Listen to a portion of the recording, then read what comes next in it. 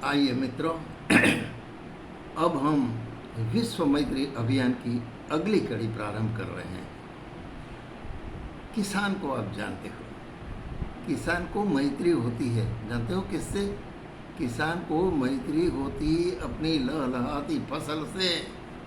खेत में जब फसल आ जाती है तो इसकी आंख में हर्ष के आंसू, वो आनंदित उल्लास इसका देखे नहीं समझ। ये है इनकी मैत्री, फसल से मैत्री। और दूसरे को अगर फसल देखकर मैत्री का भाव पैदा होगा मन में, नहीं, दूसरे को क्या पता ये फसल है, क्या है, हमें लेना देना। लेकिन किसान के तो जीव बराबर है, उसका जीव सटोसट का प्रेम है उनका। तो ये मैत्री फसल से है। वैसी जो प्रकृति है, परमेश्वर ने प्रकृति इसीलिए बनाई है कि उसका उल्लास देखो, इसकी प्रसन्नता देखो। और ये जो प्रकृति है, प्रकृति को परमेश्वर भी कहा है। अगर परमेश्वर का साक्षात्कार करना है भाई साहब, तो प्रकृति से प्रेम करना सीखो। प्रकृति नियमबद्ध चलती है, प्रकृति का अनुशासन देखते रहोगे, अब तो देखना पड़ेगा। प्रकृति का अनुशासन कभी भंग नहीं करती। प्रकृति सभी को आनंदित कर देती है, सभी को प्रसन्नता से भर देते हैं। अब आप घर में बैठे बैठे बोर हो गए हैं, कहीं निकल जाओ बाहर, प्रकृति की गोद में बैठ जाओ, कहीं पर्वत के पास, कहीं पेड़ के पास, कहीं नदी के पास हैं, कहीं पक्षियों की चहचहाट, फसलों है, और ये भीने मिट्टी की सुगंध इतनी प्यारी लगती है भाई साहब। तो फूल खिलते हंसते रहते हैं। आपने तो हंसना नहीं, रोना सीख लिया है। प्रकृति की तरह नहीं रहते, क्योंकि आप अनुशासन में नहीं हो। प्रकृति को भगवान ने अनुशासित बनाया है, वो अनुशासन से चलती है। हम क्या करते हैं? हम तो अनुशासन में रहना ही नहीं चाहते हैं। भगवान ने हमको राजकुमार बनाकर भेजा सारी सृष्टि की सुरक्षा करने के लिए, लेकिन हम ऐसी तृष्णा रखते हैं, जीवन में तृष्णा इतनी भरी हुई है कि हम ये सारे के सारे नियम तोड़कर अपनी मर्जी से, मन मर्जी से चलते रहते हैं। परिणाम दुखद, विपत्तियाँ, आपत्तियाँ, तो ये सब है, ये अनुशासन भंग के कारण है। अनुशासन देखो, सूरज तपता है, सूरज की गर्मी। अच्छा, गर्मी से क्या होता है भाई साहब? जब गर्मी होती है तो समुद्र के जो जल होता है ना, इसकी भाप बन जाती है, और भाप बन के फिर क्या होता है भाई साहब? अनुशासन। भाप ऊंचे उठकर बादल बन जाती है, और बादल क्या करते हैं? अरे बादल को पवन का सहयोग मिल जाता है भाई साहब, दोनों के मैत्री पवन उनको दूर दूर तक ले जाता है। और फिर पहाड़ इनसे टकराते हैं, टकराने से क्या है? बादल मजबूर हो जाते हैं बरसने के लिए, वर्षा हो जाती है।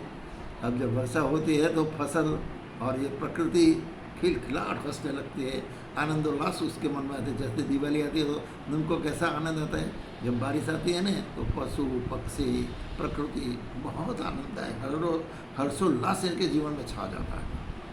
अच्छा, फिर ये पेड़ पौधे जो होते हैं, जिसकी ज़रूरत है इतना यूज़ करेगा पानी का, बाकी पानी जो है ना, वो बहकर नदी नाले में चला जाएगा।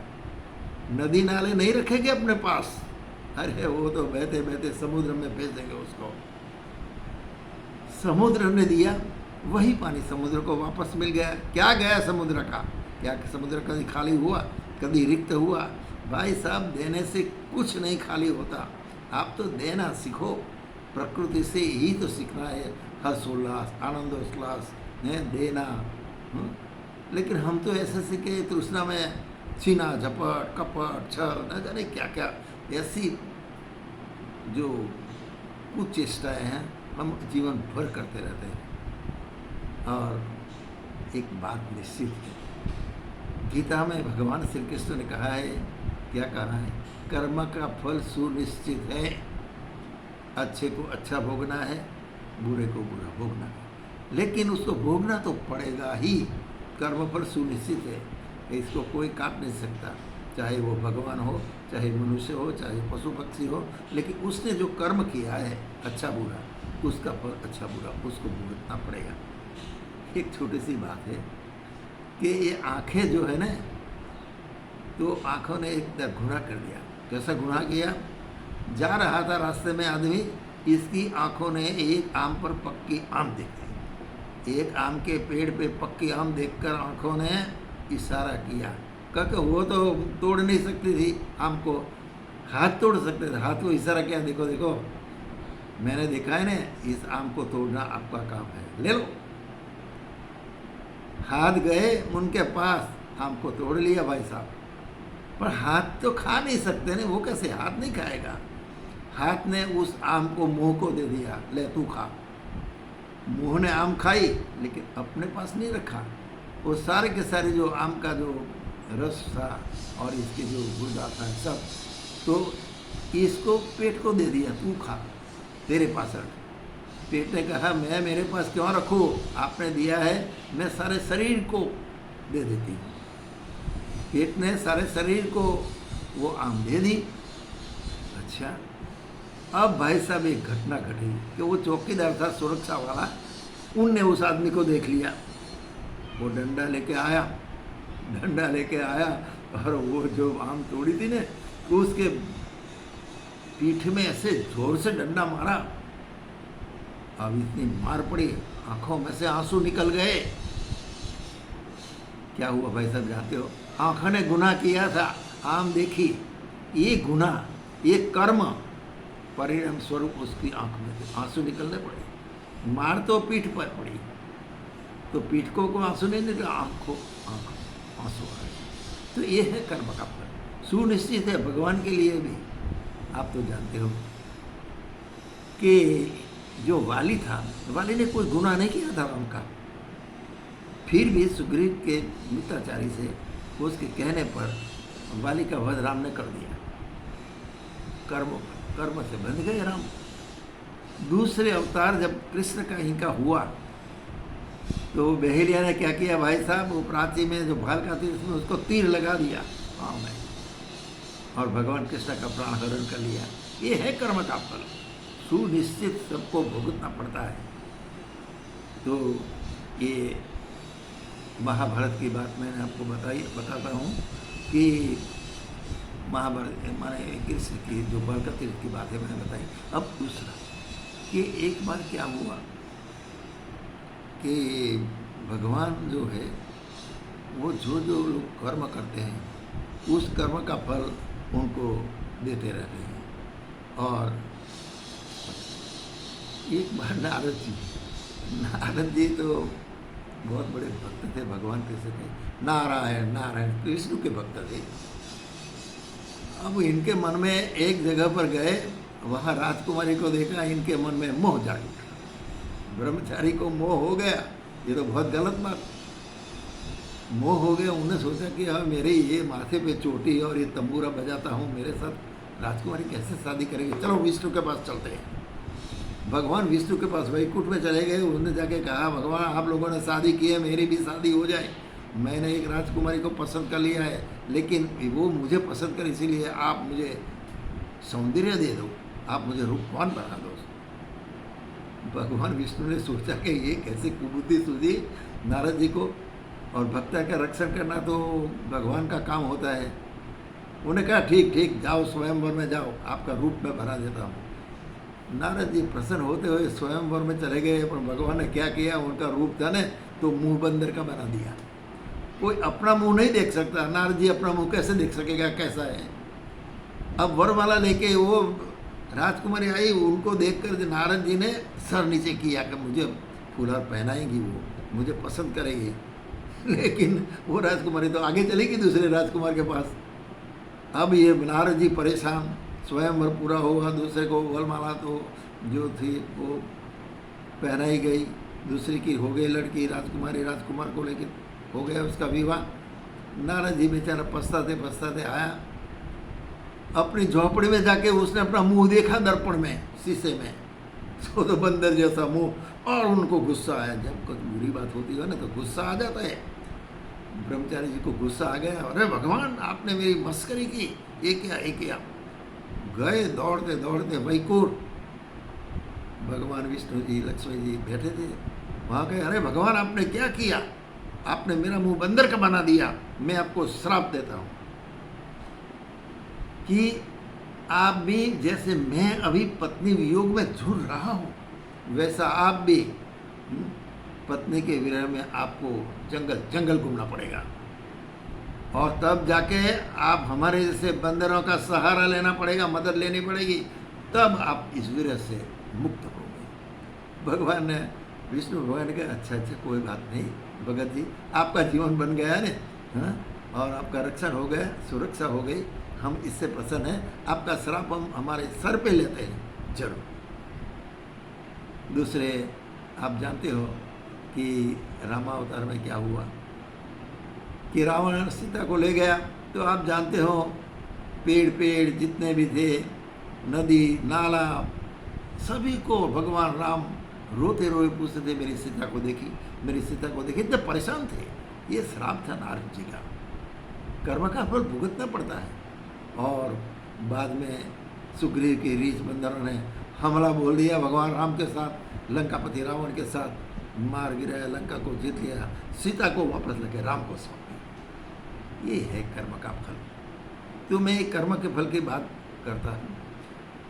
ये विश्व बहुत विराट है, लेकिन भाई साहब आज क्या हो गया, मनुष्य ने अपनी बुद्धि का इस्तेमाल करके न जाने कैसे कैसे आविष्कार कर दिए, सुख सुविधाएं इतनी बढ़ा दी कि पहले ये पूरा विश्व इतना विराट था कि एक कोने से दूसरे कोने में जा नहीं सकता था जल्दी।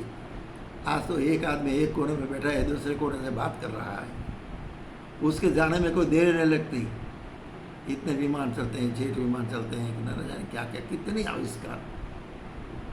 तो ये जो निकटता थी, पहले विराटता में निकटता नहीं थी, ये निकटता अब विज्ञान आविष्कार ने कर दी, सुख सुविधाएं बढ़ा दी।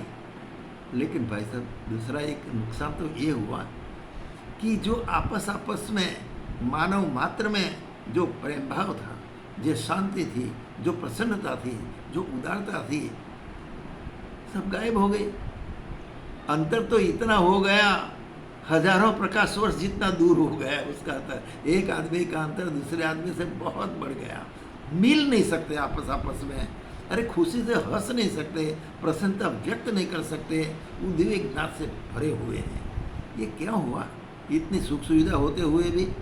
क्योंकि इनको भगवान ने जो गिफ्ट दी थी विचार शक्ति, इस विचार में इतनी कुटिलता आ गई, इतना कपट आ गया, इतना स्वार्थ आ गया, और इतनी तृष्णा भर गई कि आदमी आदमी से दूर हो गया। अब हमें क्या करना है भाई साहब कि इसको फिर से नज़दीक लाना है, आदमी को आदमी के पास बिठाना है, आदमी को आदमी से जोड़ना है। और जोड़ने के लिए तो एक ही रामबाण है जो हम बार बार आपको बता रहे हैं, इसका नाम है मैत्री। आप अपने पड़ोसी के साथ मैत्री करो, तो उसको अपना बनाओ, वो दूसरे को बनाएगा, तीसरे बनाएगा, तो पूरे गांव में मैत्रीपूर्ण व्यवहार हो जाएगा। एक गांव दूसरे गांव को ऐसे, एक तहसील है दूसरे तहसील से, एक जिला है दूसरे जिले से, ऐसे एक प्रदेश दूसरे प्रदेश से, इस तरह से पूरा विश्व एक समय एक हो जाएगा। लेकिन अब आगे तो बढ़िए, आगे बढ़ने की कोशिश कीजिए, तब ये सब हो सकता है। तो ये आपको करना पड़ेगा।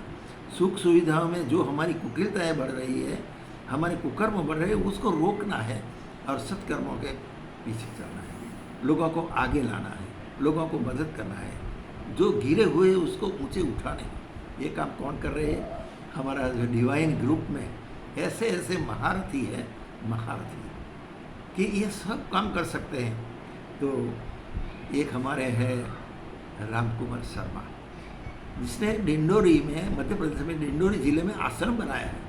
वहाँ से इतनी गतिविधियाँ चलाए थे, इतनी दवाइयाँ, इतना, और लोगों को प्रशिक्षण, सारे एरिया को उसने प्रशिक्षित कर दिया है।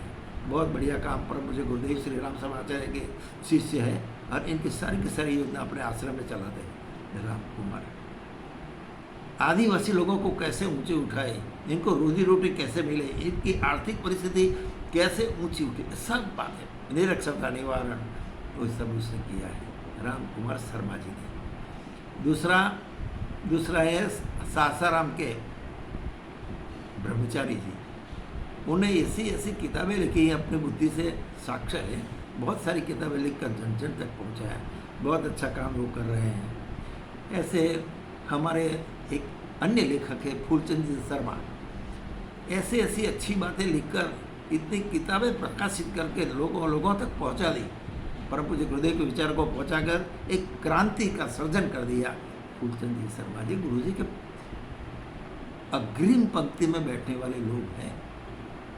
अच्छा, ब्रिजेंद्र रघुवंशी, जिसने बच्चे था, शादी भी उनकी परम पूज्य गुरुदेव ने देवकन्या से करवाई। इतना समर्पित जीवन उसने जिया, न नौकरी की न कुछ किया, और अब भी गुरु जी का काम कर रहा है, बहुत बढ़िया काम कर रहा है वो। तो ये है।